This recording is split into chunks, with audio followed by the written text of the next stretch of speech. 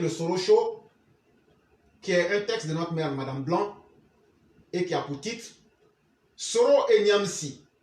Non, merci. Ceux qui se proclament porteurs d'opinion dans la meute à Soro Kibafori Guillaume ont eux-mêmes très mal à leur conscience d'informateurs.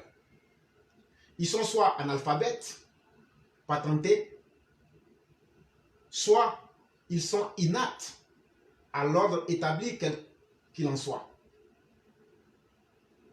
Toute leur manigance prend sa source dans le seul désir de donner un coup de jeune au sommet de l'appareil étatique qui, selon eux, est aux mains de la gérontocratie. Mais ignorent-ils que le rôle d'un chef d'État exige tant de savoir-être et de savoir-faire qu'il ne faut pas le confier à des individus incapables, furent-ils sémillants. Il s'agit de la destinée des dizaines de millions d'âmes quand même. C'est pourquoi, quand vient l'heure du choix, un vieil homme réfléchi, efficace, damera le pion à un soi-disant jeune. Un jeune homme de l'espèce de Soro Kibafori Guillaume,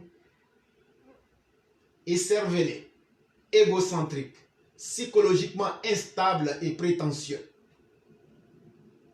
Ceux qui sont prêts à porter leur choix sur cet énergumène pour occuper le fauteuil moelleux ont des raisons qui n'engagent que eux.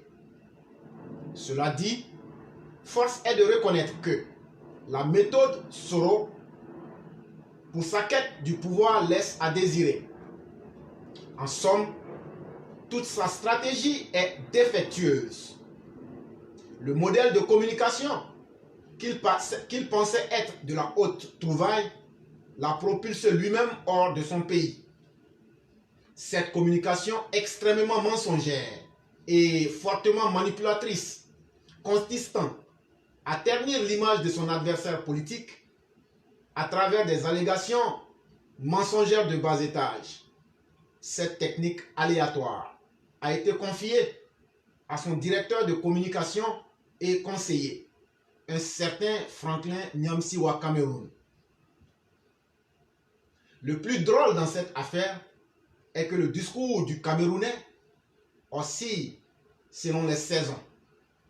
Discours dithyrambique à l'endroit du docteur Alassane Ouattara, du temps où il occupait l'antichambre du pouvoir et persuadé de succéder au président sur simple nomination. À cette époque-là, chaque discours de Soro et de son Camerounais était élogieux. La plume de Franklin avait pour encre le miel.